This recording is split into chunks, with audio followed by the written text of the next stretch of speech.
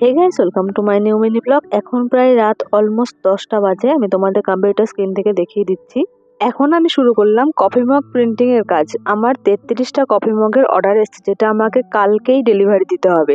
তো আমার কিছু করার নেই, এখন এত রাত করে শুরু করতে হলো। এর কারণ হচ্ছে আমার প্রিন্টারটি খারাপ হয়ে গেছে। আমার একটি ফ্রেন্ড প্রায় 2 থেকে 3 ঘন্টা চেষ্টা করে তবে আমার প্রিন্টারটি ঠিক করে দেয়, এবং ও না থাকলে হয়তো আজকে আমি এই অর্ডারটা কমপ্লিটই করতে পারতাম না। আমরা যারা বিজনেস করি তারা খুব ভালো করে জানি কোনো মেশিন যদি খারাপ হয়ে যায় তাহলে আমাদের কাজের ঠিক কতটা অসুবিধা হয়।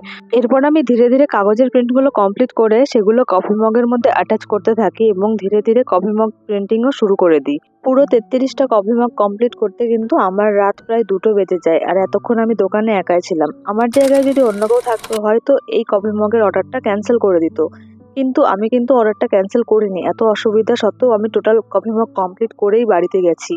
কারণ আমার কাছে প্রত্যেকটি অর্ডারই খুবই গুরুত্বপূর্ণ, সেটা একটা হোক বা 10টা। তোমাদের যদি ভিডিওটা ভালো লাগে ভিডিওটাকে কিন্তু লাইক করতে ভুলবে না। আর তোমরাও যদি এরকম কফি মগ বানাতে চাও তাহলে আমার সাথে স্ক্রিনে দেওয়া নাম্বারটিতে যোগাযোগ করতে পারো। আমি তোমাদের প্রত্যেকটি কাপ অতি যত্ন সহকারে করে তোমাদের বাড়িতে কিন্তু অবশ্যই পৌঁছে দেবো।